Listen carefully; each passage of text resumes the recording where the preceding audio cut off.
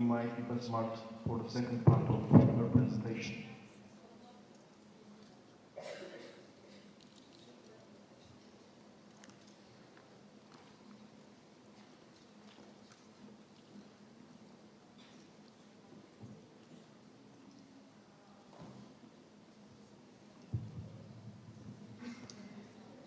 Thank you.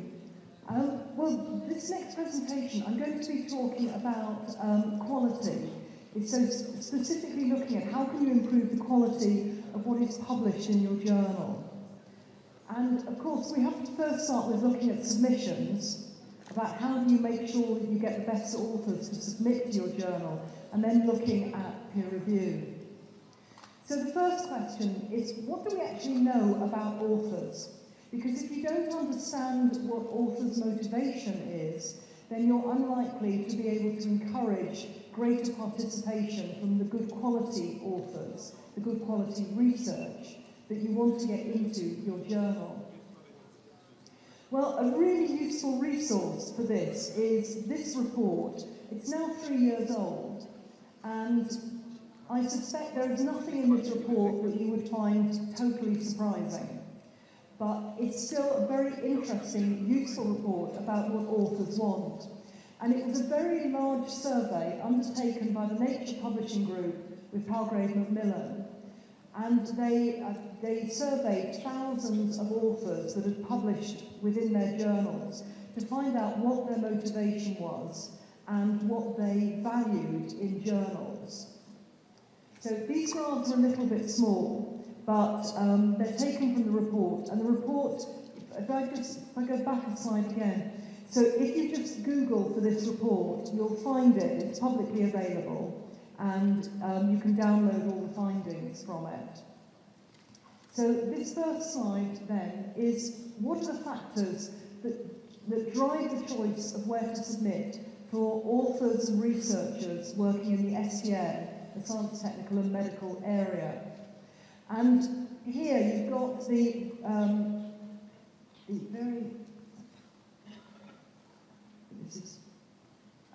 very top, up there, the biggest factor is the reputation of the journal.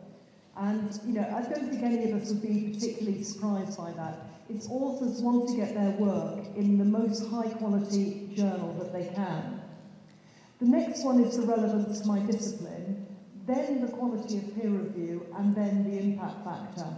Now, the problem with any survey is that people, to a certain extent, give you the answers they think you want to get, and they are also responding to the questions that you phrased. So I suspect for a lot of authors, the impact factor is probably higher than that.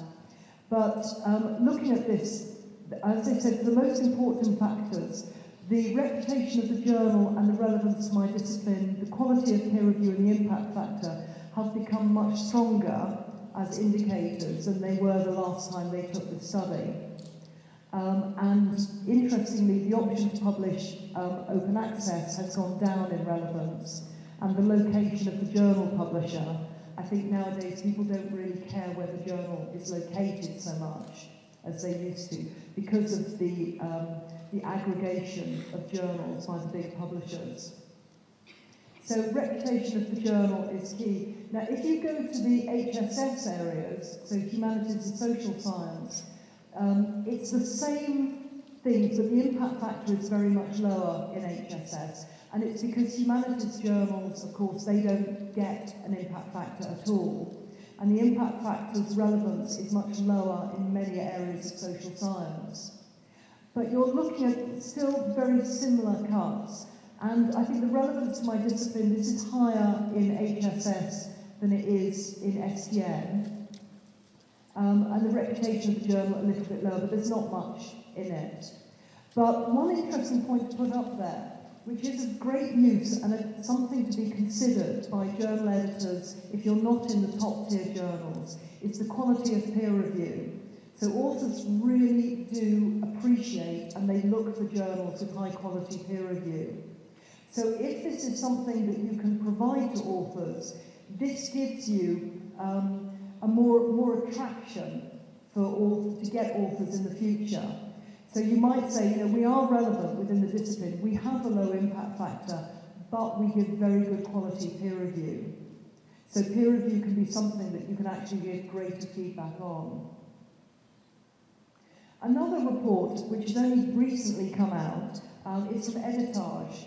Editage is an editing, it's a commercial editing company, and they work with authors, particularly in China and the Far East, on helping them edit their papers. So, as I said, they are a commercial company. But they did a survey of their authors, and I think probably one of the big differences between this report, and if I go back, this report, these were authors publishing in Nature, Palgrave Macmillan journals. So you're getting a very high number of Western Europe and American authors within these, this research. But the Editage research was predominantly authors from China, from India, and from lower income countries. So this was a different audience that they were reaching to. But I think it provides some very interesting snapshots in some of the problems that authors have. And I think I mentioned this yesterday. I was very surprised that nearly 70% found framing a research question difficult. And that really should be something that is obvious to any researcher. It's the question of why did I do this thing? Of note, 66% of them said that the author guidelines were unclear. And this is something that I have noticed myself when I go to journals and I look at their author guidelines. A lot of them are really unhelpful. And I do encourage any editor to look at your author guidelines closely and think about what instructions you're putting in the guidelines and what is missing. And it's one of these difficult things because you know what you're expecting and because you know what you want. You don't always appreciate that the authors don't know. It's one of these things, you know what you know, but you do not always know what you don't know. So you need sometimes to look at the author guidelines with a fresh pair of eyes and think, if I was a completely novice author, are these guidelines helpful? Do they tell me what I need to know? Because often they don't. So do look at your author guidelines. Nearly 50% found contacting the editor difficult. And in fact, just one of the discussions I had over the break, you have the same problem as well, contacting the editors of journals. And this is something as well you should make clear on the website. If not the editor, then at least the editorial office. There should be an easy way for somebody to contact the editorial office, by email preferably, maybe by telephone, it depends how you work, but definitely by email. Also, from their research, they came up with the ideal time from submission to publication. Now, ideal, of course, the ideal would be 24 hours. But they're saying what authors find reasonable is in the STM area, it should be less than 3 months. And in HSS, it should be less than 6 months. Now, of course, this is authors talking, and this is authors not realising that a lot of the delays are actually because of them, and it's them not revising their article in time. But as editors, it is something to look at about the speed of your journal and how quickly do you process articles through the peer review system to get an answer back to the authors. Between 10 and 25% different regions, different disciplines, between 10 and 25% were unclear or confused about plagiarism. And this is something that I'm becoming more aware of, is that people don't always understand exactly what plagiarism means. And we discussed this here yesterday. And so if you do think that you have a problem with submissions that are coming to your journal, then consider putting something on your website to describe what is acceptable and what is not acceptable to you as editors, because that will greatly help the authors to ensure that they conform to a standard that you expect. 70% found it hard to respond to reviewer comments. Now, I'm sure all of you have had this experience where you have written an article, and when you get back the reviewer comments, you have reviewer 1 saying, do this, and you have reviewer 2 saying, don't do that, do this. And that, again, comes down to the editor. As editors, you should look at the reviewer comments, and you are the ones making a decision. So if the reviewers say opposing suggestions, you as the editor need to mediate.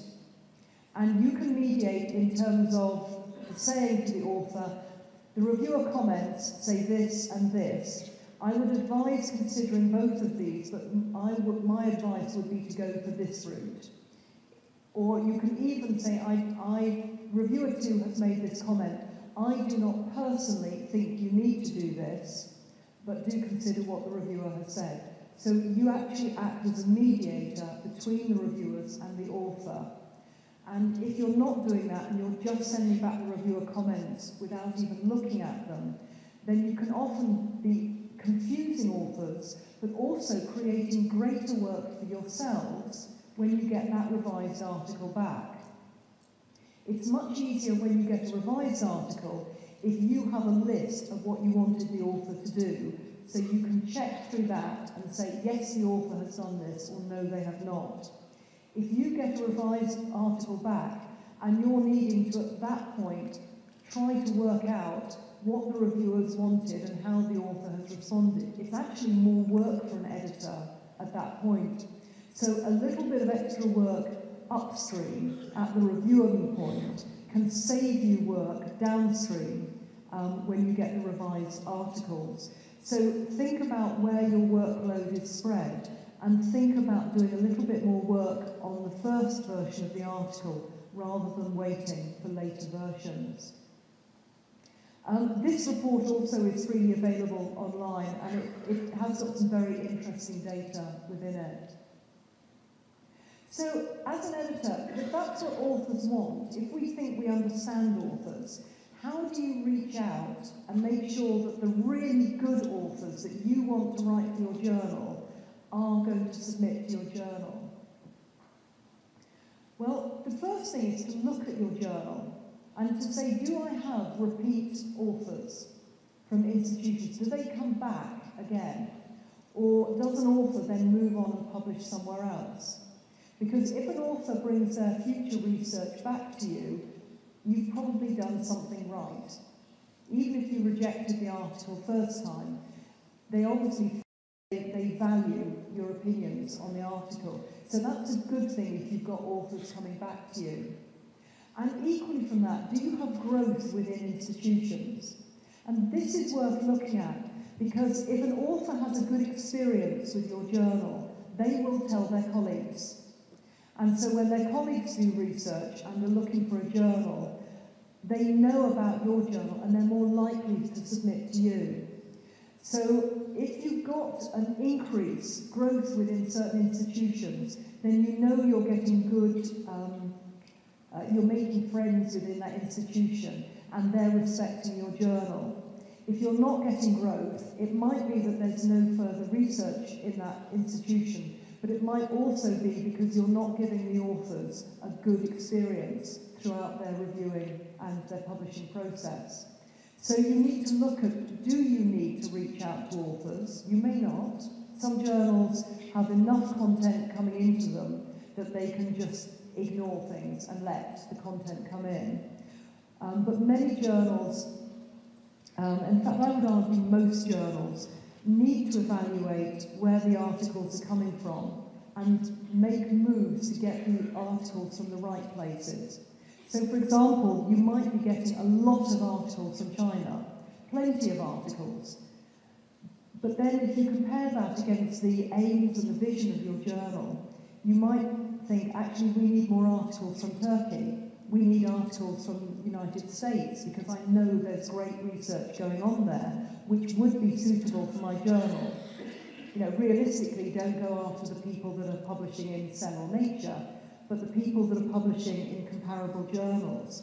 And so you need to look at outreach to say, am I getting articles from these groups? Am I getting articles from these regions? And if you are, that's great, but if you're not, then you need to think of ways to reach out and raise the profile of your journal and get better content. So driving on from that, is thinking about the authors you're getting. How much support do you give them? Now, you might assume, and many journals do, that it's entirely the responsibility of the authors and their institution to get things right. It's not your responsibility as editors. But much like the reviewing process and the difficulty of dealing with revisions, if you can give some support upstream to those new authors, it can save you time downstream when you get their submissions.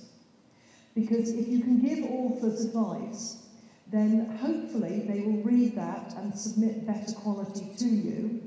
But equally, when you get bad quality, when you get problems, you have somewhere to send the authors. So you can say to them, no, I'm rejecting this article before review because I can tell the abstract is not properly written and the references list is too short for this article. But if you can then say, go to our site or go to another site, there are some really good author instructions online. If you can say to the authors, I advise you to go to this site and read and learn what they have to say, then you're providing support for authors. Now, not only will that help you in the future, because hopefully the articles will be better, but you're also making friends. And if you make friends with early career researchers, then when they become Nobel laureates, hopefully they will remember you. So actually providing support for early career researchers is really worthwhile because it will support the journal long term, not only in better articles, but also in making friends in potential future researchers who might then become reviewers, they might go on your editorial board, and they might participate in the journal and read the journal as well. So it is important to provide support. Now, you don't need to recreate all of this yourself. As I said, there's some really useful websites that you can direct authors to, where they can learn how to write articles better and improve their chances of successful publication. And then you have feedback. Now, I mentioned the conflicting reviewers, where one reviewer says one thing and one reviewer says something else. Those first two paragraphs are from an article that I recently published from 3 early career researchers who were talking about their experiences of being published during the first 10 years of their academic life and what they learned from that process. And it's a very interesting article that gave me insights into the difficulties that authors have, that because it was so long ago when I was a first author, I'd forgotten the problems that junior authors have. But I wanted to highlight particularly that they really appreciated editors who closely read the reviews and give some direction. And that, they said, not only helped them to improve their articles, but also gave them a feeling of they liked that journal and they were likely to return back to that journal in future when they had better articles because they felt the journal was kinder and more constructive and was a better place for them to publish.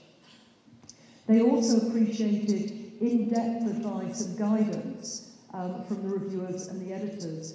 So not simply getting a review report that said this article needs more work, but getting an article that says this section needs to be expanded, you need to include more of this, you need to do this, and getting more detailed explanations. And that can also be very helpful to them.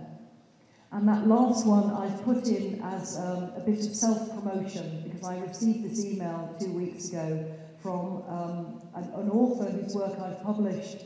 I published 2 of his articles, and and I like him because his work gets very highly cited. So I really want him to be a friend of the journal because he's great. And he sent me an email saying he was doing some research and would I be interested in an article from it. And in his email he said that your journal has always excelled in timely and constructive reviews. Now, not only is this great, because of course that made me feel wonderful, so I felt really happy for days receiving that. But this guy is quite a senior researcher, and if he thinks that about my journal, he'll be telling his people that he's working with that about my journal as well. So he is helping me to promote news about my journal and my reputation. So he's helping me increase my reputation in a wider area, and that's really important, because that research group, I don't know anyone else there, and I don't get any other articles from that group. I know the journal they go to, but they never come to me. And so I'm hoping with this one person to start getting more articles from this group by making him a friend of the journal. So that's my quotation of the year. So how do you do outreach? How do you reach new authors, those authors who want to publish with you? Well, you can do basic searches on Medline, Web of Science, Scopus, on the indexes, and identify who are the authors that are writing in this area. And so you can discover new authors that way. You can also, of course, look at in other indexes and looking at the references of the articles that you're published, and that gives you the names of extra authors. Meeting people at meetings, really valuable. It's meeting people, having a chance discussion and saying, that would make a great article. Could you write that for me? Now, at meetings, you might not get their original research, but you might get a review or an editorial or a commentary from somebody. And meetings are a great place to exchange business cards and say, that's really interesting, could you write something for me on that topic? Looking at other journals, you have competitor journals. So the journals where an author will submit their article if they're not going to submit to you. So what are they publishing? Where do their authors come from? What authors are publishing there that you think should be publishing with you? And then you're using your networks as well, your colleagues, your friends, the people you meet at other conferences that you keep in contact with. And there is one tool called Author Mapper by Springer, and you can put in a subject and it will tell you where all the articles that Springer has published have come from on that subject. It's quite an interesting tool, and you can do it over years, so you can see trends, so you can see where research centres are growing and reducing. So that's a specific tool for finding authors. So you've found all these authors, well, what do you do with them? Well, you approach them. You ask them if they would be prepared to write something for you. And this is what I said about the qualities of an editor earlier. It's not being afraid to send people emails that you've never met. I probably send about, because I need outreach for my journal. We're not flooded with articles, so I need to constantly reach out to new authors. We're also not very well known. And so I probably send 1 or 2 emails every 2 weeks, maybe. It comes and goes. But if there's a meeting where I think people are presenting some really interesting information, I'll email them. You know, dear, so that you don't know me, but I heard your presentation, I read you were doing this. You may not know our journal, but we'd be very interested in some research. Now, you do need to be careful how you word these emails, because you don't want them to think you're a fake journal. But it is good to outreach on that. And particularly if you're publishing a journal that comes from a renowned institution like Trachea University, you would say, I am this journal published by Trachea University. So use your affiliation. So when I approach people, I say, you know, my journal is Learned Publishing.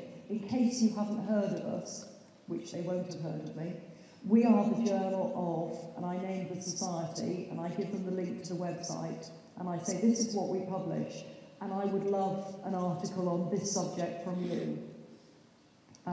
So emails do work. Telephone calls, maybe, that also can work quite well, but you need to be more confident that somebody is not going to put the phone down on you.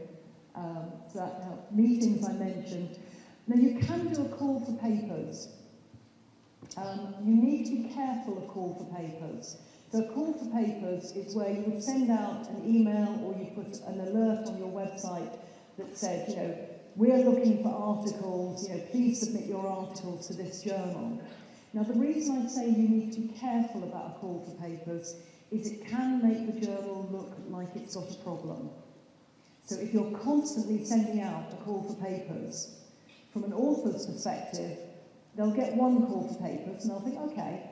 They get 2 and they think, oh, another one. they get 3 and they think, whoa, this journal has problems. They're needing to constantly ask people to publish with them, they must have problems. So you need to be careful. Call for papers works best if you're doing a themed issue. So if you're doing perhaps an issue on economic stability of the European Union, and you would be inviting articles on that theme, then that makes a very good reason for a call for papers. So then you would say, we're inviting people for this thematic issue we're hoping to publish in summer of 2020, maybe. So they can work, they need to be treated carefully. And also with email, you need to be really careful about spam. Because as you all receive emails from journals saying submit your content, you need to be careful when you reach out that the people you're emailing don't think you're the same. So you do need to be very careful about any outreach, call for papers or that. Also, don't forget your reviewers. Your reviewers are in the right subject area. You've chosen them because they know about the subject. So are they also your authors? And if not, why not? And so emailing your reviewers is also a good thing because you know that these people know your journal. Hopefully they also respect your journal. And so therefore they would make good potential authors to bring in good quality research. And also, I put there again workshops. Particularly students and early career researchers, generally they love short workshops on how to get published. Because they need to get published and to be given instruction from editors to say, this is how it works in my journal, this is how you get published. They're often really popular within institutions, and they're a great way of outreach to people that you wouldn't normally speak to. And even though they might not have any articles today, they now know who you are. And so you've given them that introduction. So they'll feel more comfortable about approaching you. And especially at a workshop, if you say, if any of you have an article idea, please just send me an email. I would like to hear from you. I'd like to hear your ideas, and we can discuss it and help you to publish an article. And that's a really good way of forming that network and raising the visibility of the journal and getting in touch with people. And workshops not only can be done by the editor-in-chief, but by anyone on the editorial board, or even sessions at conferences. They're often quite popular at a conference to have a meet the editor workshop or session where some journal editors can get up and say, in our journal we're trying to do this, we would welcome articles on these subjects, and to actually make that contact. So they can work really well. Now, when you're approaching potential authors, you need to have you need to have reasonable expectations of what they will deliver. If you go to somebody you've met at a meeting who is presenting some very high quality research that they will almost certainly get into one of the really top ranking journals, realistically they're not going to submit that research to a lower ranking journal or a journal that has no impact factor because they can't afford to for their career. But they might be prepared to write an editorial or a review of their research. Because after all, the more articles they can, small opinions or case studies or editorials or reviews they can get out of one piece of research, the more articles they have that can get cited. So it's in their interest to do this. So if you're approaching someone like that, to get somebody who is very senior to publish something in your journal works for everybody, because even though it may not be original research, suddenly your journal is on that person's reference list. People who are coming to your journal will see that famous person has published in your journal. So it's very good for your journal reputation. And at the same time, it gives that person an easy way to get another citation, another article, if they're just being asked to write a short editorial or review. So that approach can work quite well with some people. Obviously, it depends on the personalities. So summaries and things. So you might also be able to offer them fast track of saying, if you submit your article to me, I will guarantee that we'll get it through the review system within 1 week. And then you need to call in favours from people on the editorial board as reviewers to say you really have to do this in 24 hours, because if we're going to get this really top article, we need to provide them a really quick service. So you can do that sometimes with Fast Track. My all-time record for this was an article I wanted, which I'll be speaking about a bit later. When I took over my journal, it was in a pretty bad way. And there was an article I wanted, and I wanted it for the January issue. And the authors had delayed and delayed and delayed, and finally they delivered the article. They delivered the article on Tuesday at lunchtime. We had peer-reviewed the article, got a revision, and accepted it by Wednesday evening. Because I'd lined up 2 reviewers who I knew very well, and I said, when this article comes in, can you turn it around really, really quickly? So I sent it to them at Tuesday lunchtime when I got the article. They both sent me their review by the next morning. I sent it back to the authors on the basis of, if you get me the revision by this afternoon, we can get it in the January issue. And she did. She got me the revision and we accepted it and it went in. I've never done it so quick since. So that was a once-in-a-lifetime, 24-hour almost rejection. But it can be done in an exceptional circumstance. So sometimes if you want that top article, that top person, you might be able to offer that to them.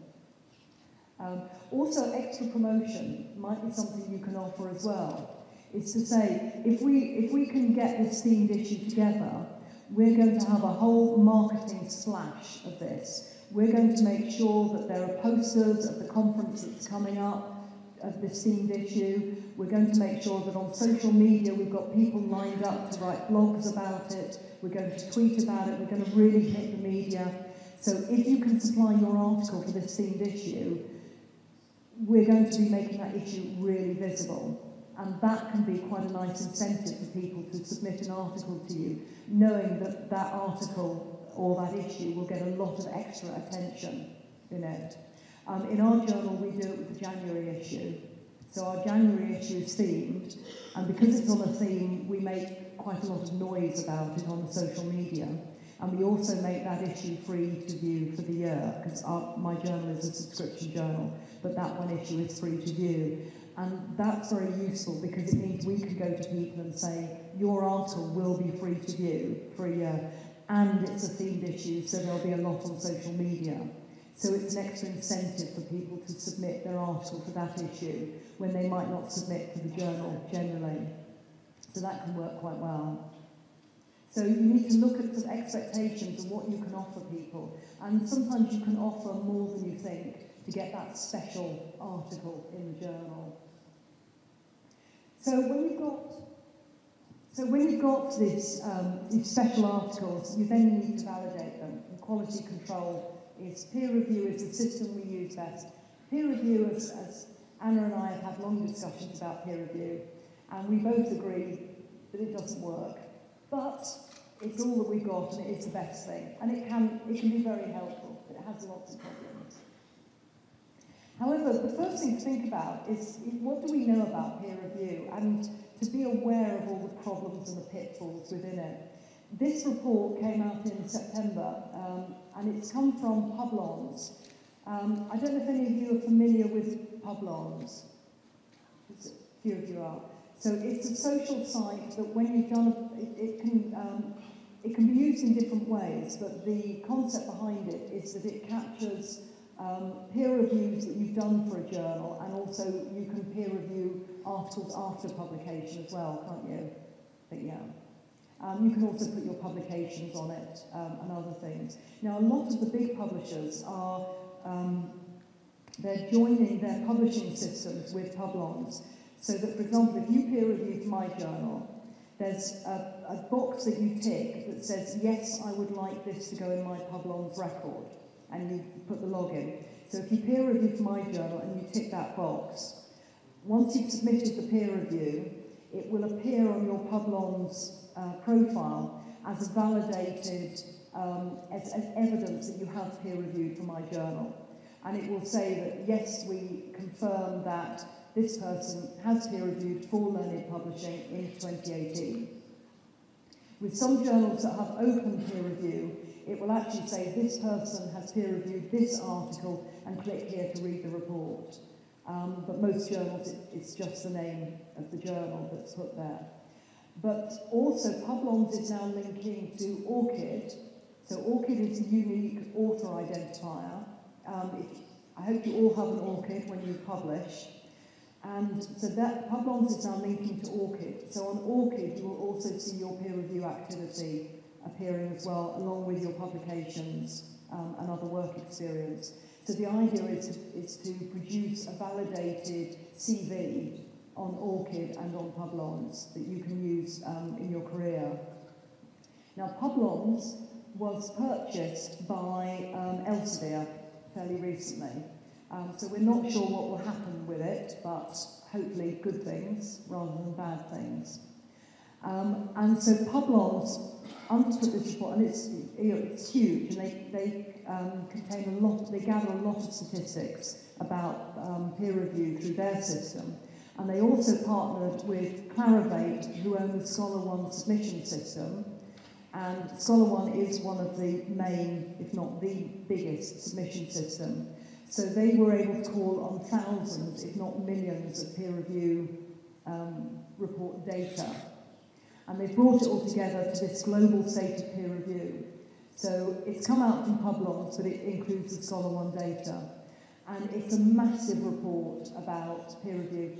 A tip for you, do not print it out. And the reason I say that is because every page is that colour. And if you do it on your printer at home, which I did, I went through 2 lots of printing cartridges just to print this report out in it. So don't print it out, but it's very pretty as a PDF to view on screen.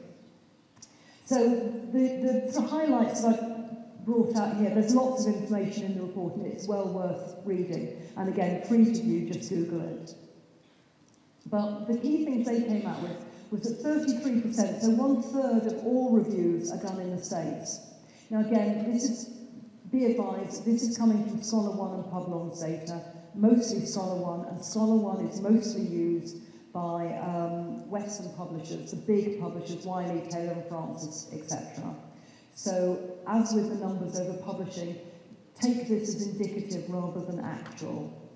But they do say that scholars in America shoulder more of the burden of peer review than any other country in the world.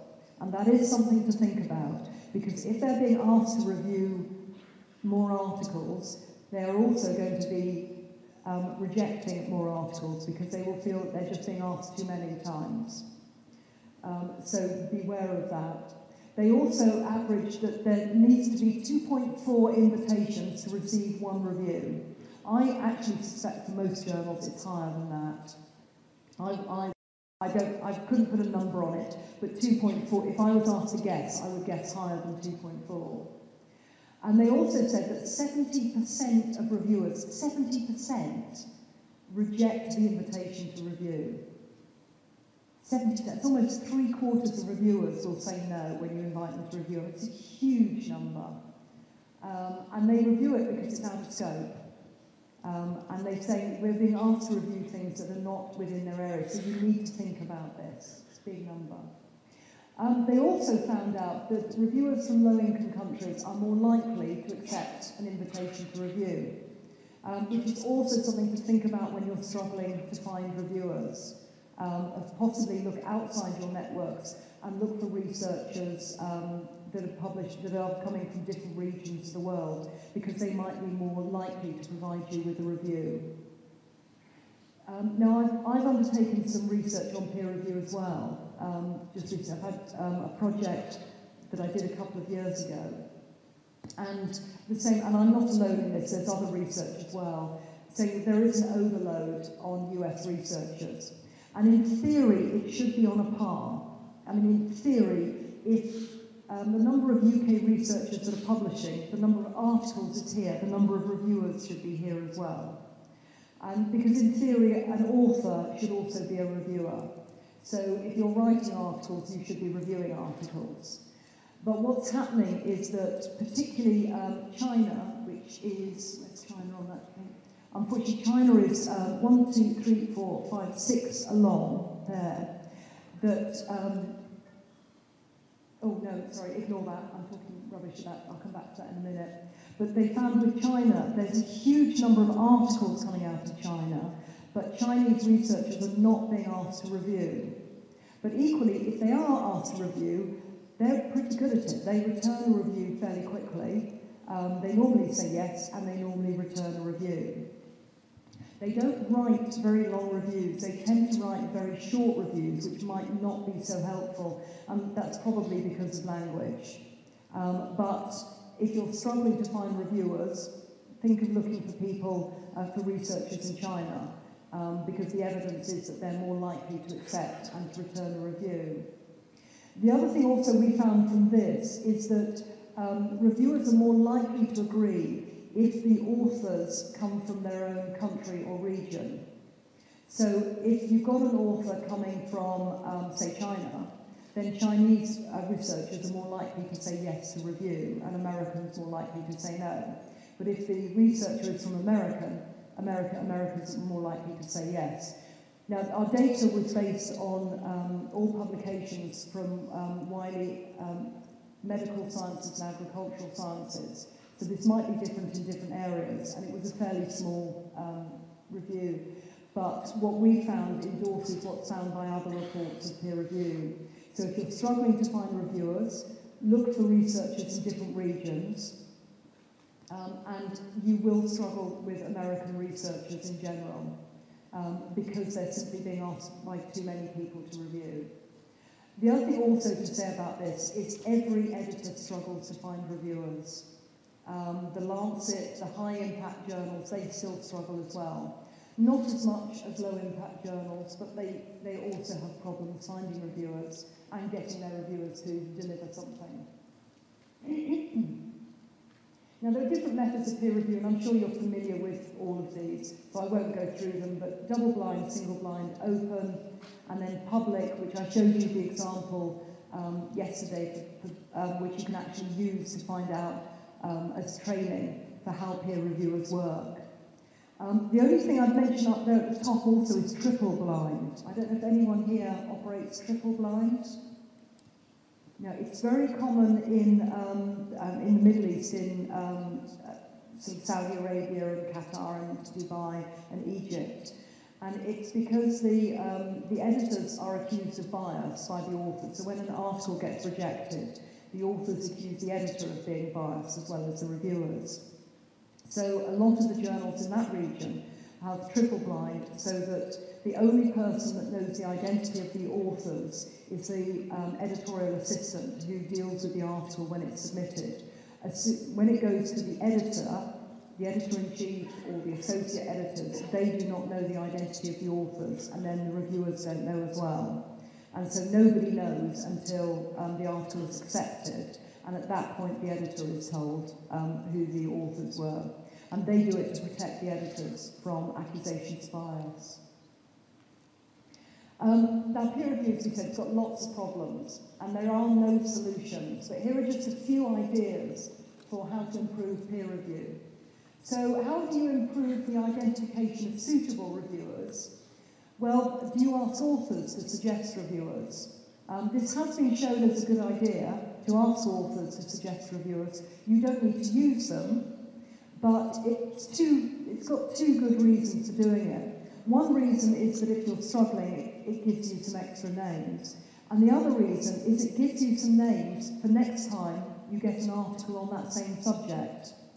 So even though you might not use those people for the article they were suggested, they might be useful to put in your database to use for future papers. So that can be quite a good way. You need to be careful of author suggestions, of course, and you need to check that they are valid researchers to review the article, but they can be useful. And they're not always positive. I was saying to somebody yesterday, I had an article from, actually it was from Iran, but I couldn't find reviewers.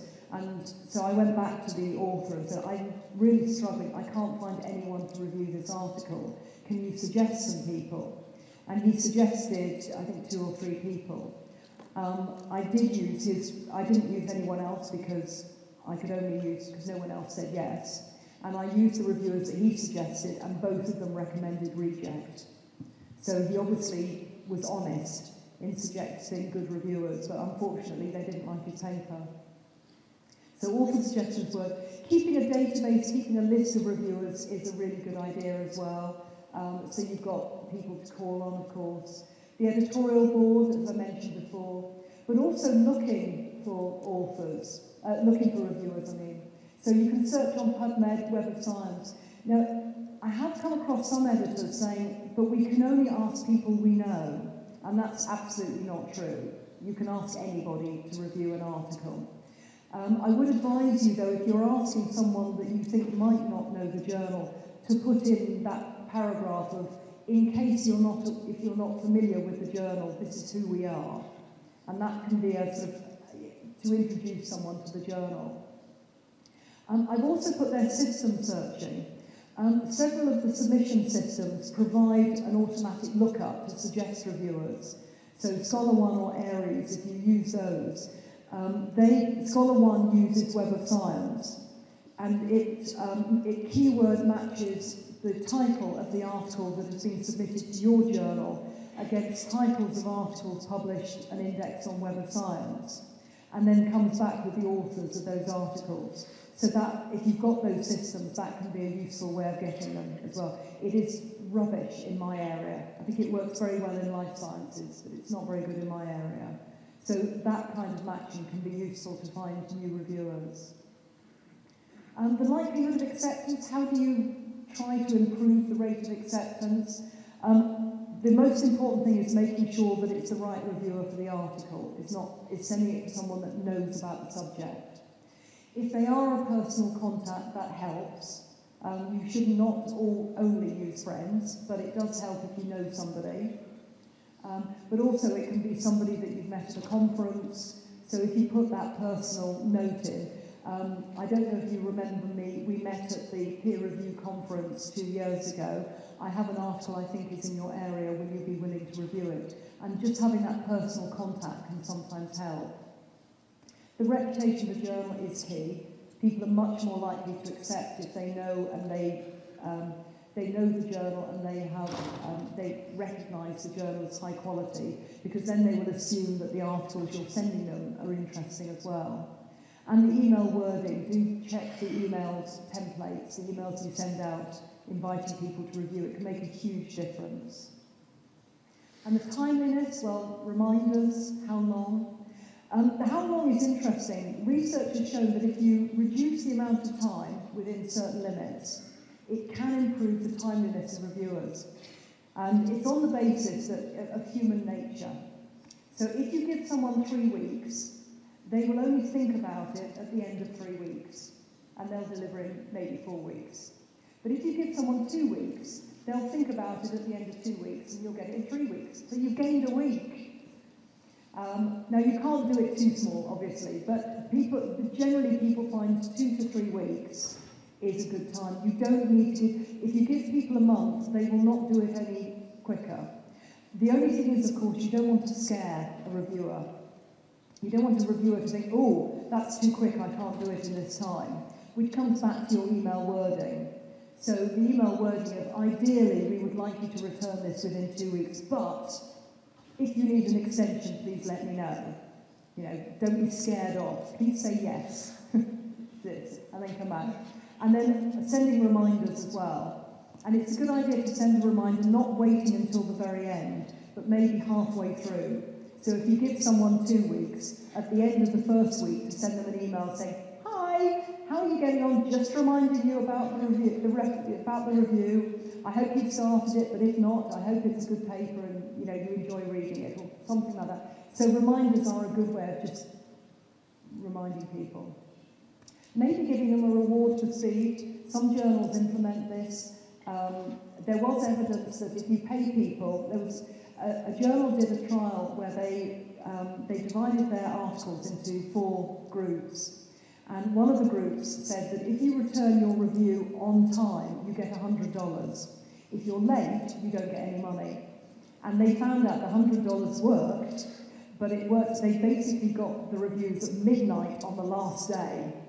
So it did work, but it costs a lot of money, and the journal said they couldn't continue that going forward.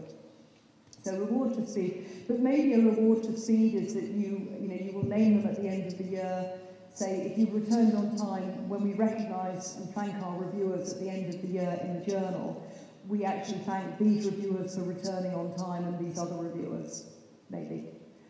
So thinking about ways you could reward them is, maybe saying, if you submit your article to us, we will endeavour to fast track it through the system as a recognised and appreciated reviewer.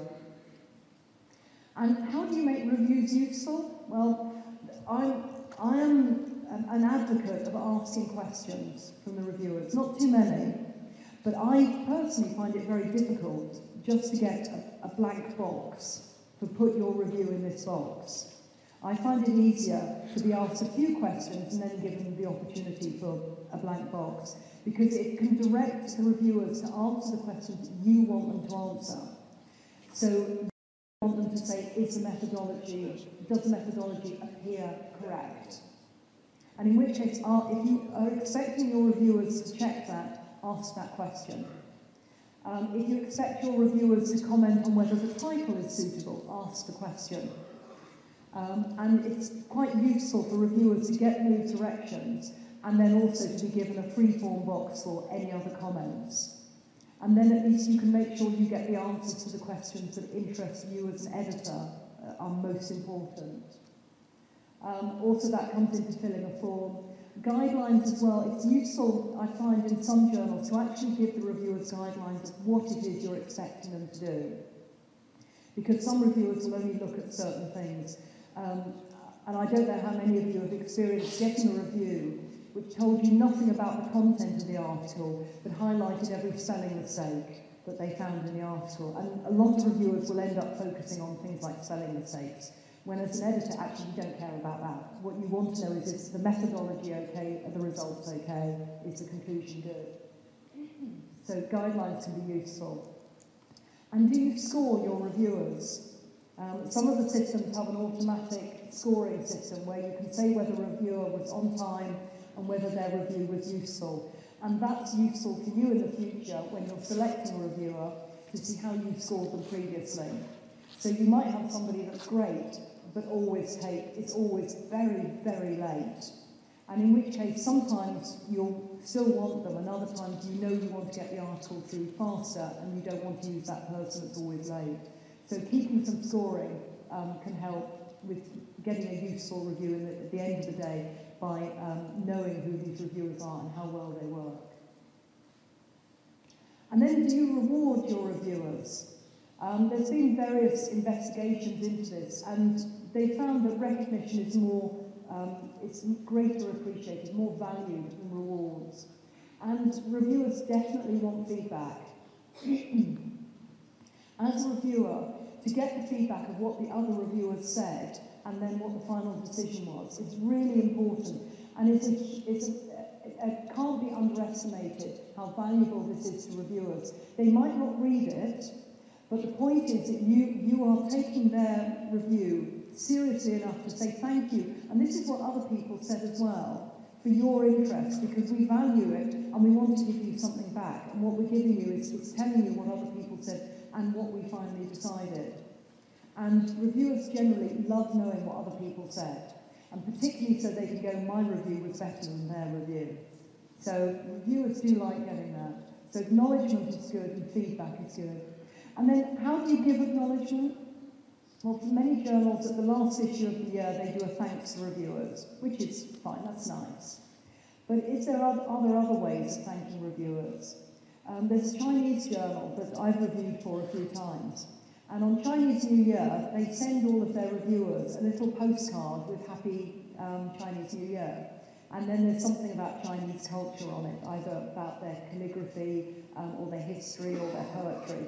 And I get this card every year, and it's lovely. I feel recognised and appreciated. And it's small, but it makes me feel good. In my journal, I send all our reviewers an e-Christmas card to say thank you very much, and we couldn't continue without you, you're so important. And again, that's important as well. It's not much, but at least it's showing as an editor that you really do appreciate the reviewers and the inputs that they're giving you. So trying to do that. Some journals pay their reviewers. I don't know if anyone here pays reviewers. Now, it's fairly unusual, mostly because it's too expensive. Most journals just couldn't afford to pay reviewers. And there are also problems with paying reviewers, because if the reviewer if that person has done the review during their working time, then are they entitled to the money, or should the money go to their institution? And then they have to pay tax on it because it's income. And so there are various problems over money.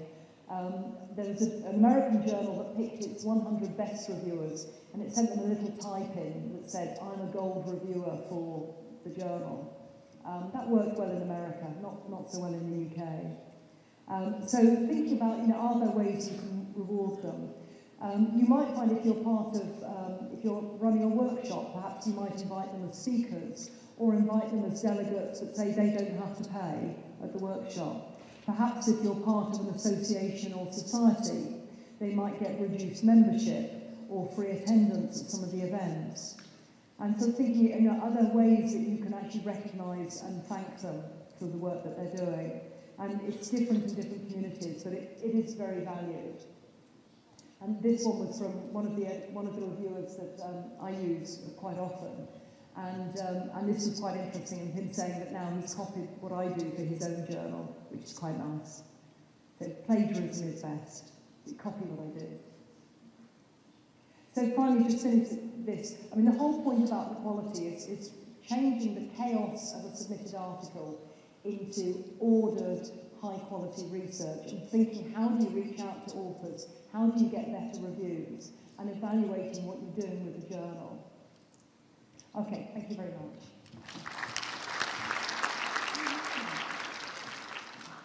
Thank you very much.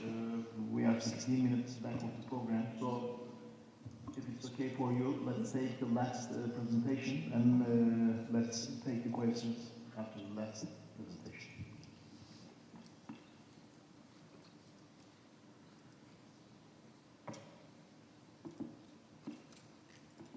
You are so tired. Standing on the stage for a long time. Right. So the final thing we're looking at is reputation. And I should just say, it's actually quite easy to talk to people. I know it's very tiring to sit and listen to something. So if anyone would like to get up. Okay, so we'll now get on to the next section. I don't want anyone to fall asleep too early. We've got a few times. So we're looking at reputation now of the journal. So how do you raise the reputation of a journal? You know as editors that you're selecting good quality content, you're running a good system, it's a good journal. But how do you tell other people that it's a good journal? So you need to look at what you can control to increase the quality of your journal, and then build on that to raise the reputation. So looking at what you can control, for example, respected editors.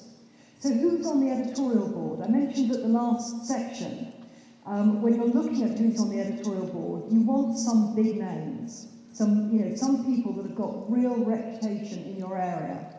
And if you can get them on board of the journal, that can raise the reputation by association with top people with good names. You can also do outreach, advocacy for good science. You can, as a journal, issue a statement or an editorial that says, we are in favour of reproducible science. We are making a stand against plagiarism. You can actually start an advocacy for that, to raise the reputation of your journal as a place that endorses high standards and good quality control. Because that's the way, if you get that motivated, that can get picked up on social media and can help raise the reputation of the journal. But also make the point that as a journal, we do not accept bad standards. As a journal, we adhere to the highest standards, and we're making this public through our editorial, through maybe a press release, through a workshop that we're running. So advocacy is quite important. I've mentioned outreach. I've also mentioned peer review of feedback. As you said, getting good feedback is a good way of raising your reputation amongst the author community. And of course, only selecting good quality articles. It can be tempting if you know there's an issue coming up and you need to get the right number of articles to lower your quality standards. But it is better to publish fewer good articles than many bad articles, unless you're PLOS One. PLOS One is different. But unless you're a mega journal, it is better to publish fewer good quality articles. And that's a really important thing. If you publish bad quality, it is always there on your website forever. It's part of your journal history. And so it's very difficult to get away from that. So quality, quality, quality. Also corrections. Now, some editors are scared of correcting articles because you think it makes it look as though you've made a mistake. But it doesn't. It makes it look as though you've got good standards, that you are assuring that everything you've published is correct as far as you can be. So if you discover a problem in one of your articles, so this is an article that you've published that needs a correction, maybe there was an error in a table, maybe an author's name was spelt wrong, maybe there was something missed off, the references, a few references were missed off. Publish an erratum. It is actually good for a journal to show that you are addressing problems rather than ignoring them. An article that I published in my journal was then subsequently published by another journal. And so we reported it to that other journal that they had published a plagiarised article. That journal did nothing. And I emailed the editor several times, my publisher emailed them several times, that they just denied it and they did nothing. That journal has gone right down in my estimation because they've ignored the problem instead of actually addressing it and coming up with a solution. And they should have come to... So that journal for me has a very low quality now. And amongst some of my authors, I'm not afraid to mention their name. I won't mention it here because that's a little unfair. But that's very bad. You must respond to problems. And you must deal with them correctly. So making corrections is a good thing, not a bad thing. False promises. Now, a false promise is the, we will publish your article within 24 hours. How many of you have seen that on an email from a fake journal? Yeah, because that's one of the common things fake journals do. Please submit your best research and we will publish it within 24 hours. Don't make fake promises. So if you're doing a call for authors, if you're saying anything, don't promise more than you can deliver. Which, curiously, reminds me of exactly what I said yesterday when I was talking about how to write a good article. Don't promise more than you can deliver. And it's the same for authors.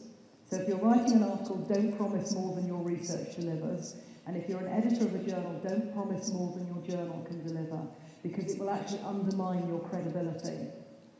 False promises. Indexing, I put in brackets. It would be nice to be indexed everywhere. It's not always possible, but we'll come on to that. So, outreach, and we've talked about a lot of the outreach in terms of getting to authors. It's much the same when you're trying to raise the visibility of your journal. Because, of course, your authors are also your readers, are also your reviewers, and might also be your editorial board.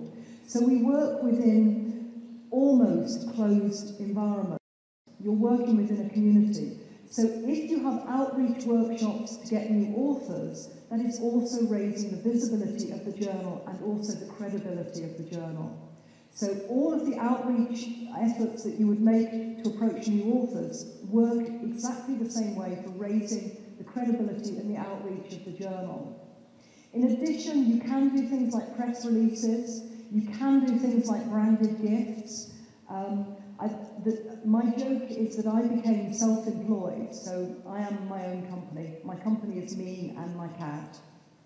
And my joke was that I started now 11 years ago, and I vowed when I left that I would never buy a pen ever again, that I would rely on free handouts from people. So thank you very much here. I've got my next pen, because people like pens. So a branded pen with your journal name might work, so at a conference or something.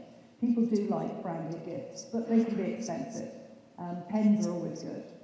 So to mention that, email signatures. Now this is a really easy way of raising the visibility of your journal.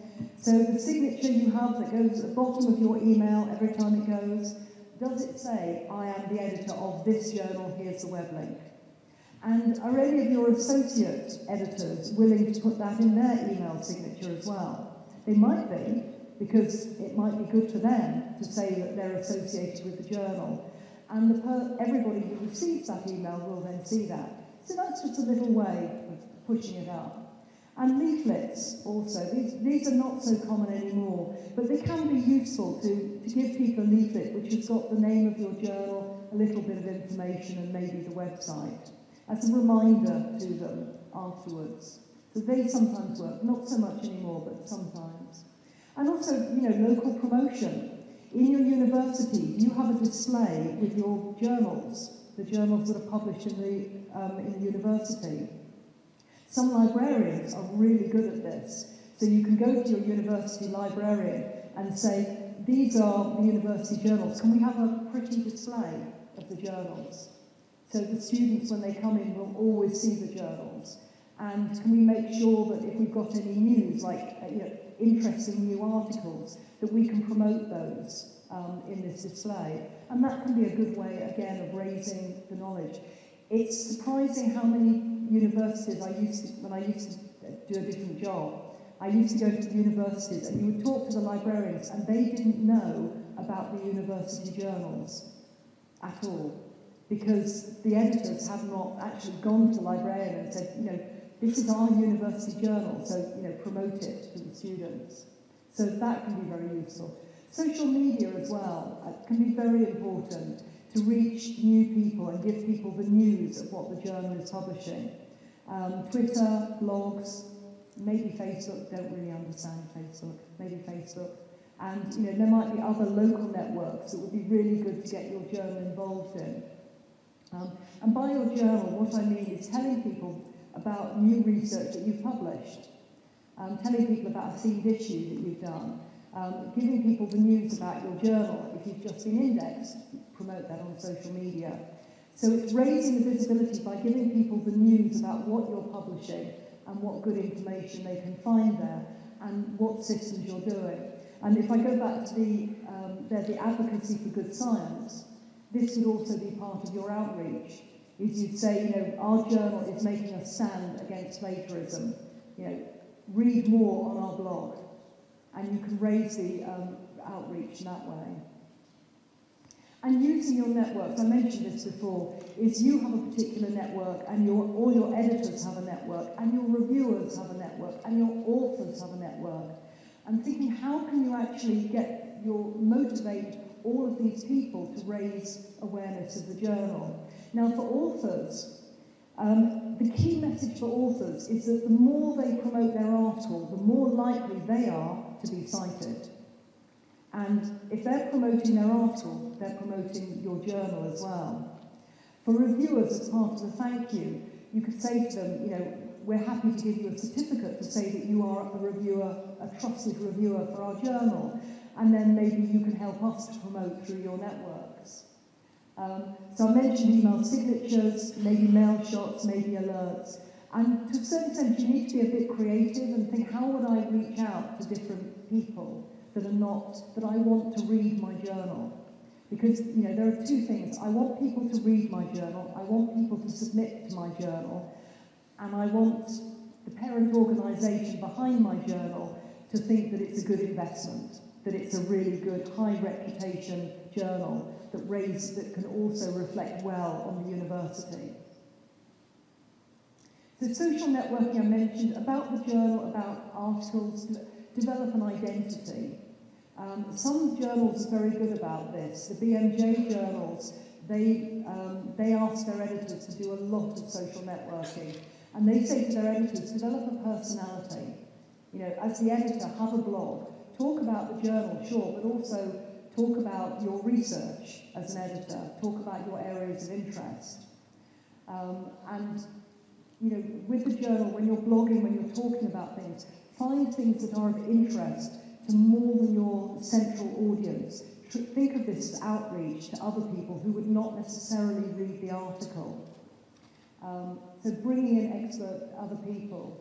So Twitters and microblogs I've mentioned. Mendeley and ResearchGate, these are quite interesting because these are effectively bookmarking libraries. I don't know if people here use Mendeley or other bookmarking sites. Mendeley is the main one used in universities now, which has just been bought by Elsevier.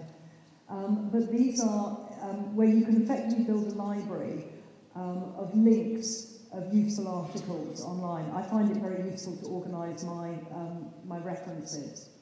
But Mendeley has groups, so you can join a group on oncology, for example, and then you share references between them. So it's just a useful way of discovering new articles on your subject. But as an editor, of course, you can join these groups and start promoting your own articles, which are of interest to these groups as well. So another way of outreach, and also good for you as a researcher to discover what other articles people are reading. And then also finding out who's talking about you. Some journals have altmetrics. We're lucky enough to have this system. And you might have seen this, the altmetric donut it's called, that colourful circle. And that tells you who's been talking about an article. So this particular one has been blogged by 6 people, tweeted by 571 tweets, on 8 Facebook pages, 1 Wikipedia, 19 Google, Reddited by 3, 109 readers on Mendeley, 1 on SiteUlite, and I can get more information about this. And just as an example, this is a particular article that I really wanted, because this man, Toby Green, he's very well respected in publishing, and he's very opinionated. He has very strong opinions that 50% of people disagree with, and 50% of people agree with. And he said that he wanted to write this article, and I said, oh, yes, please. Because also, Toby is the most active person on social media I have ever met. And I knew that if I got him to write this article, it would be controversial, which it was. It would also be well written, because I know he can write really well, which it was. And I knew that he would self-promote it so much that everyone would start talking about it, which he did. Great. And I've got another of his articles coming out in January, so I'm really happy that I've got these articles. So he was an author and a subject that I actively went after, and I said, you've got to write for me, I want this article. And it took a lot of work. It took about, nearly a year of emails and encouragement and chasing, and him sending me drafts and me saying, I think this is good, but I really think you can write more about this, until eventually we got the submission, it went through peer review, and then we finally published it. And when we did, it's caused a massive spike in usage of our journal. Absolutely huge. And so it's raised awareness of our journal in other communities that wouldn't necessarily already know us. So it's been really valuable for us to get this article. And so this is part of being an editor, is thinking slightly strategically about not only just waiting for articles, but actively going out sometimes for very specific articles. And this is an important feature. These are nothing to do with publishing, and this is where you can learn from other areas. But these make absolutely important points. Nothing influences people more than a recommendation from a trusted friend. Absolutely. And this is why you're looking at working with networks when you want to raise the visibility of your journal, because you want recommendations from friends and colleagues to friends and colleagues, because that is absolutely the best way to raise reputation. It's better than any marketing plan, it's people recommending you. And so this is what you're looking at. So you're trying to make all your authors your friends, all your reviewers your friends, your editorial board your friends, so that they can then spread the word about your journal. It's very important. So how do you measure your impact? Apart from the impact factor, I mean, citations, as we mentioned yesterday, is a key thing. But also looking at impact in terms of download. Submissions is an impact measure. How many submissions are you getting, and where are those submissions coming from? That is a measure of the impact of your journal, because it means people are aware. Do people accept an invitation to join your editorial board? Again, that's a measure of your impact, that people think, oh yes, I would like to be part of that journal. Indexing, of course, don't need to speak about that, but also awareness. And these are largely qualitative measures. So when you go to a conference and you speak to somebody and they go, you mention you're the editor of a journal, and they go, oh yes.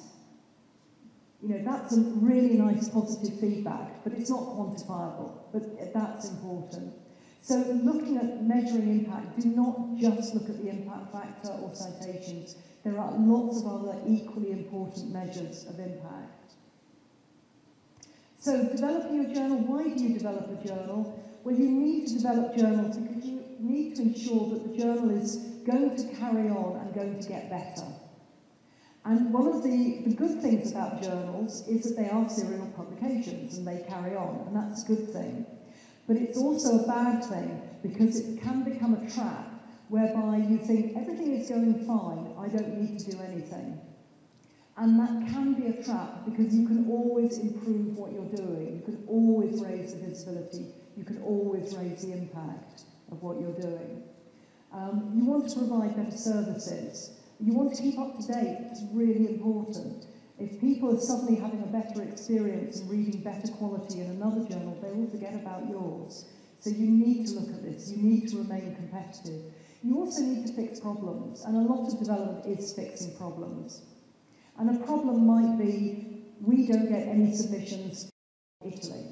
A problem might be, we take much longer to accept an article than all our competitor journals. A problem might be, we can never find reviewers. So it's developing is both problem solving, but also taking opportunities and improving what you're already good at. So it is very important to develop journals. And also you need to think of it almost step by step, because that top one, we want to improve the impact factor by 10% in 3 years, or we want to get an impact factor within 3 years. You need to break it down because that is not an action, that is an objective, that's what you want to achieve. Because if you want to do that, you've got to publish better articles, because you need to get those citations up. And if you're going to publish better articles, you need to be more visible and more attractive to the high-quality researchers. And if you're going to be more attractive to them, you need to, and this is where you start coming up with a plan. So you need to break it right down to then come up with a plan. And here the plan would be, I need to appoint an editorial board member in this country, we need to improve our submission system, we need to start a blog site, etc. So they would then come up with a plan. And so to say we want an impact factor in 3 years is not a development plan. That is an aspiration. A plan is what you want to achieve that is quantifiable and what you're going to do to achieve it. And it is worthwhile for journals to actually have to think about what do we want to achieve and what are we going to do, what are we going to change this year. And it is always good to think in terms of change. So what are we going to change in the next 3 months or the next 6 months or the next year, which will help us achieve our aspiration. And you need to think about this because if you don't, things can slowly get worse and problems are not solved. So you need to look at what you can change. And you can break it down, and the way I've done here. So editorial. So what can you change editorially? Well, you could change the aims and scope and the vision.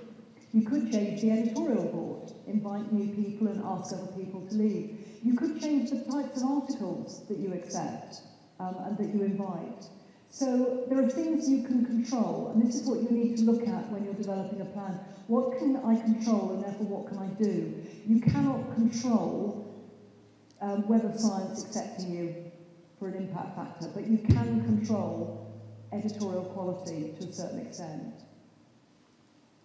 You can control production, so layouts and designs, the systems, the workflow, the frequency that you publish, whether you publish articles as soon as they're ready or whether you wait for an issue. So publishing ahead of print is now becoming much more common, and authors now are becoming more resistant to being asked to wait 3 or 4 months before their accepted article is published in the next issue. So think about the frequency with which you're publishing, the timeliness. How quickly do you actually publish an article once you've accepted it? how quickly do you send the proofs to the authors? So what can you control, and therefore what can you change? And marketing and visibility. What goals can you set for your marketing? Perhaps you'll say, this year we will have one blog post every month, so we'll have 12 this year. Maybe you'll look at outreach and say, we should hold a workshop for the students in the university on how to get published, run by our editors. And we'll do that before the end of this year. So looking at marketing and visibility and thinking, what can we do and when are we going to do it? And I'd like to finish this session before we open up for questions by just giving you a case study of my journal, Learning Publishing. So, Learning Publishing, I took over as editor in 2014, and I would now like to ask for your sympathy, because I took over the editorship in September of 2014, and the first issue of 2015 is January. So I had to get the first issue out in January. And in September 2014, I did not have any articles at all. Nothing. No articles at all. So I had September, October, November, December. I had 4 months to get submissions, get them peer reviewed, get them accepted, and get them ready for publication in January. I almost made it, not quite. The issue came out in the last week in January. Did almost make it. So I have your sympathy for that. And the problem was that the journal was not very well known. It's a good society. ALPSP, the society behind it, has got a very high reputation, but the journal has not. Because we are practitioners, we are not researchers. Publishers are not researchers. And so to have a research journal was seen as, it wasn't very relevant within our community. So not relevant. If you ask people about the journal, I was told by everybody it's very boring, it's very dull, there is nothing interesting in the journal. I like a challenge. Single editor, and he was a really good bloke, he was a very nice man, but the way that he managed the journal was largely commissioning content, and basically he would get to September and think, right, January, and then he would ask his friends to write articles, and it was largely not peer-reviewed because they were opinion pieces, and every issue was always very late. So he was a nice man, but the way he ran a journal was not... It's a way you could only run a journal if you were on Prozac, I think, because it was just too stressful to run a journal that way. Totally uninvolved editorial board.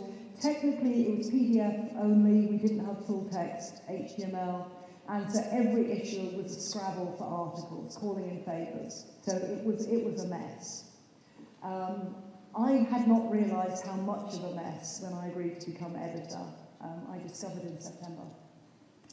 So, to be fair, we did not set a development plan for 12 months, because for 12 months I was too busy scrabbling around trying to get articles and raise the visibility of the journal.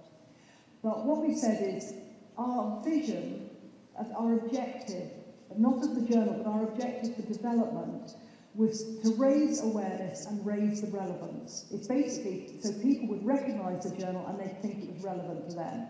Important. So we set some goals within that. We needed to redefine the journal relevance, the remit.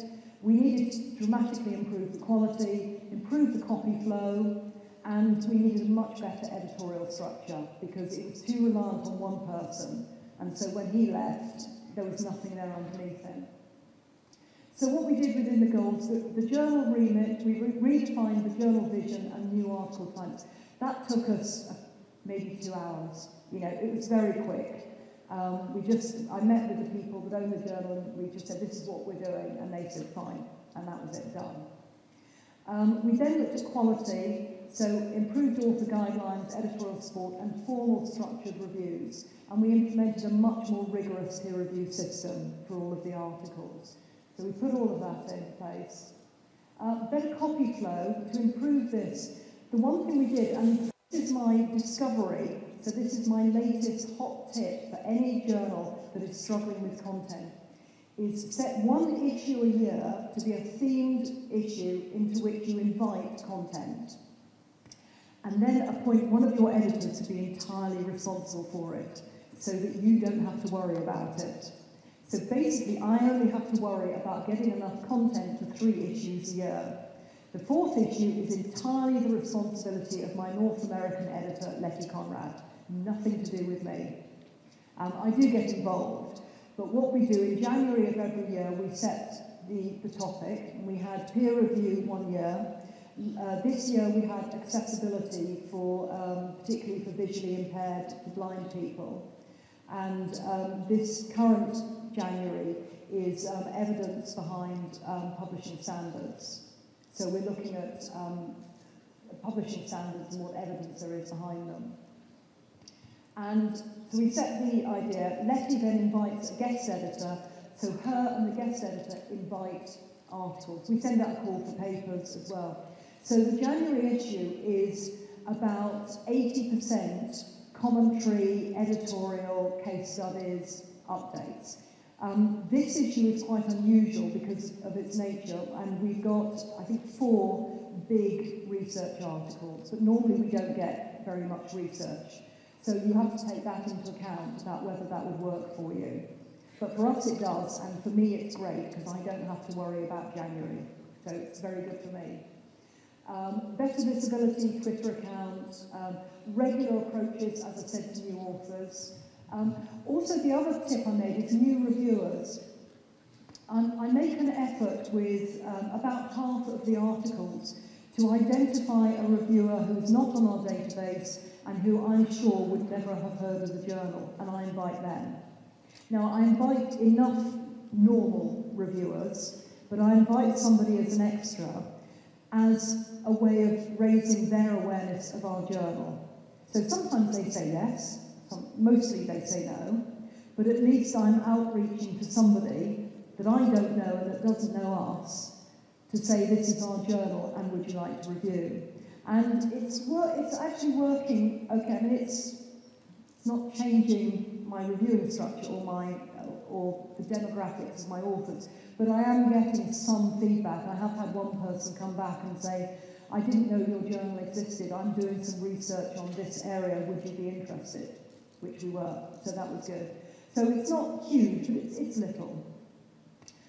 Also, new editorial board, regular meetings. We have a meeting 3 times a year for the editorial board, and they are very cost effective because the January meeting is by telephone.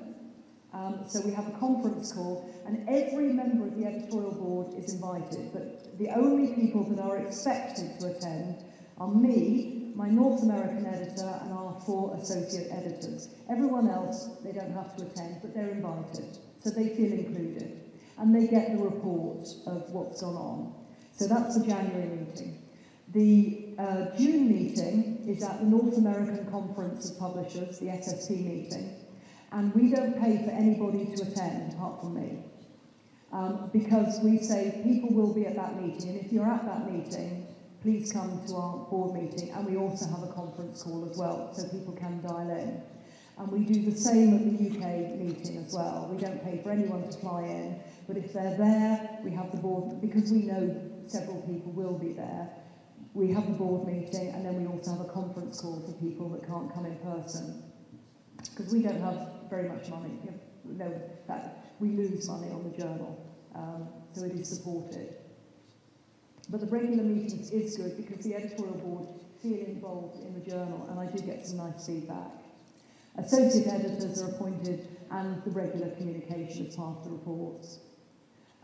Underpinning this, and not really part of the development plan, is we did, when we took on the new editors, we did sort of say they have with us, not a contract, it's an agreement. It's for 3 years, and we say as editors, part of the editorial board, we expect you to help us raise the profile. So we've put those things in, and we've asked them for their commitment. And so that has helped with having people be more associated, more involved in the journal. Constant attention to review, you know, this is just a day-to-day. It's making sure we're getting the review reports, trying to keep things going on time, and making sure we're getting good quality back for the authors.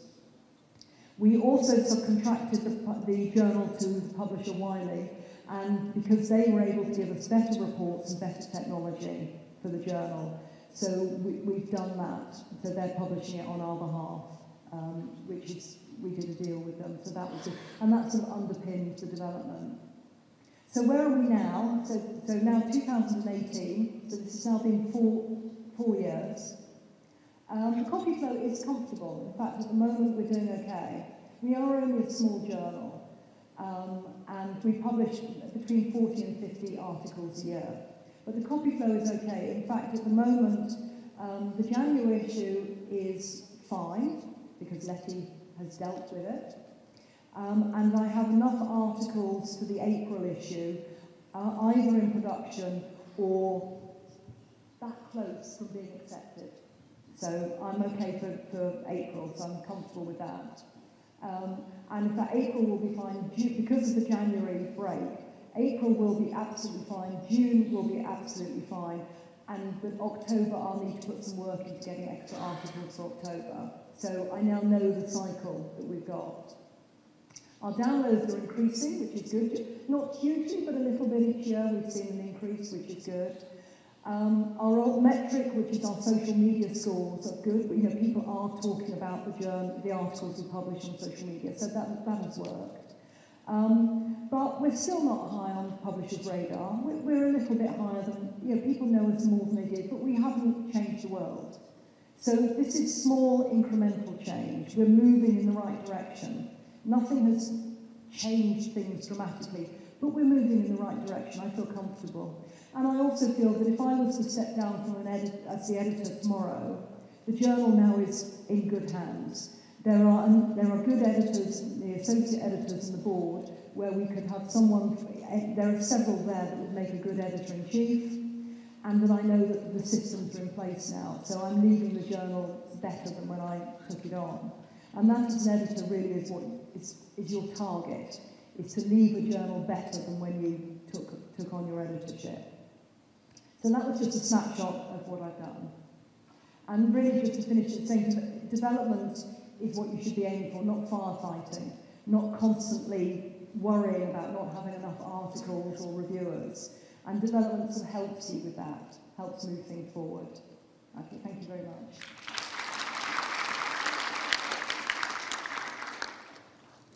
Thank you very much. Bu son iki sunuma yönelik soru ya da katkılar varsa onları alalım lütfen.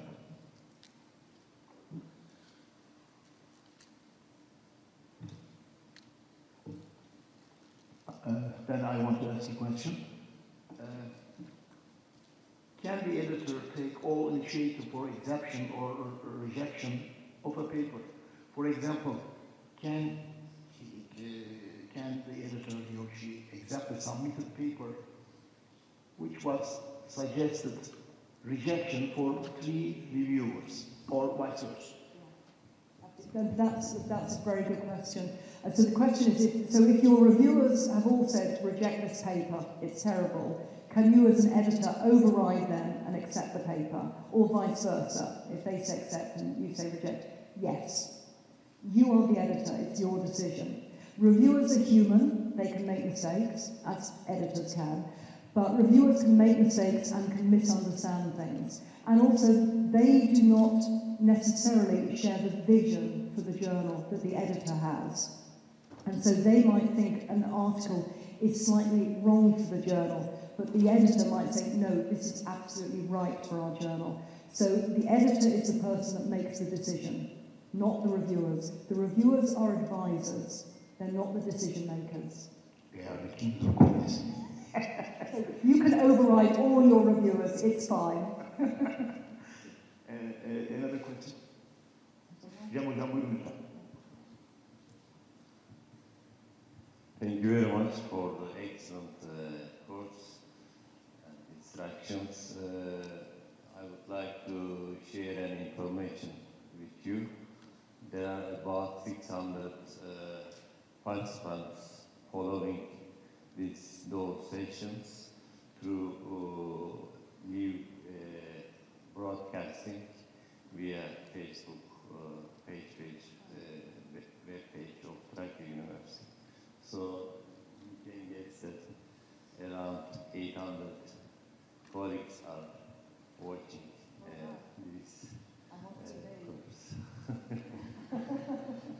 I would like to take an attention to one point that you mentioned. In order to improve peer review process, you said that editor may contact directly, personal contact directly to reviewers. But yes, true, but I want to make it clear that editor only can contact with the reviewers. Reviewers should not contact to authors. Yeah, because we had some experience about this, and this is not ethical. So I would like to express this. In fact, I had actually deleted one slide that I had, which I now wish I had not.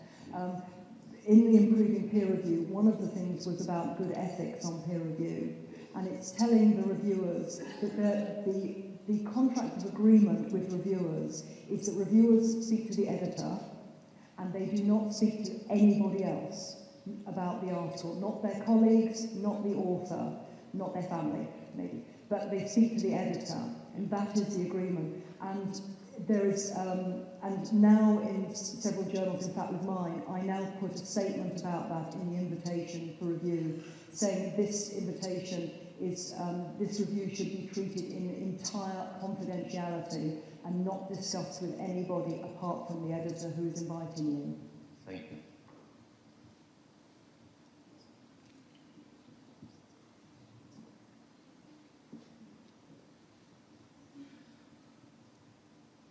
Thank you.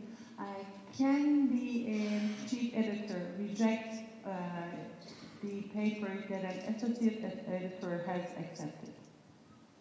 Yes, but hopefully the editor would talk to the associate editor to discuss. So the question is, so this is the next level on. So your reviewers say reject, and you say, no, I will accept. Now, if it's the associate editor making that decision, that then goes to the editor to be ratified, can the editor overrule the associate editor?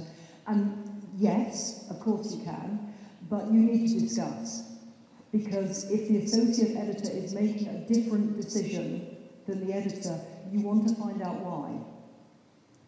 Because the reason might be a misunderstanding, which is understandable, but you want to make sure that the associate editor is not making a different quality assessment than the editor. And this can happen where associate editors might be perhaps using a lower threshold of quality control than the editor, or the other way around. Or they might be saying, I like this article, I think we should accept it, and the editor goes, you're misunderstanding the aim of the journal. That article is not suitable. So there needs to be discussion. You would not necessarily discuss with a peer reviewer if you changed your mind, but you would with an associate editor.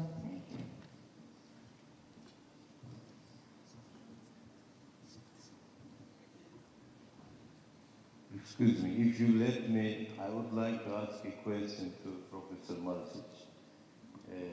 You established a good journal and you have grown up with the Global Health Journal of Global Health. You should have many experiences about how to improve the journal, especially new journals. There are some colleagues here who are editors of new journals. Can you give a short message for that? Thank you. I will be talking about that in my presentations after lunch.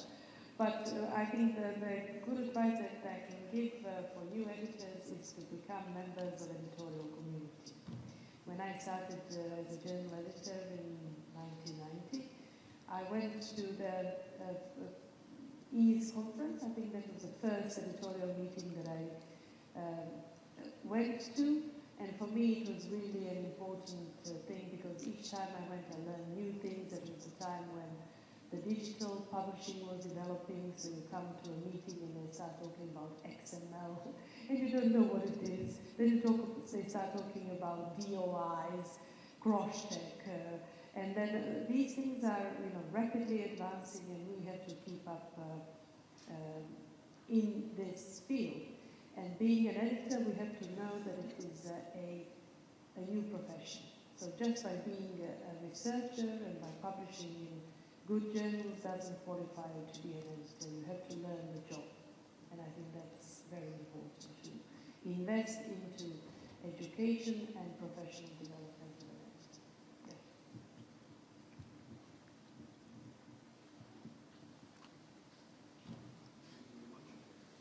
Thank you very much. Çok teşekkürler. Şimdi bina önünde bir toplu fotoğraf çekimi yapacağız. Hep beraber kapı önünde buluşalım.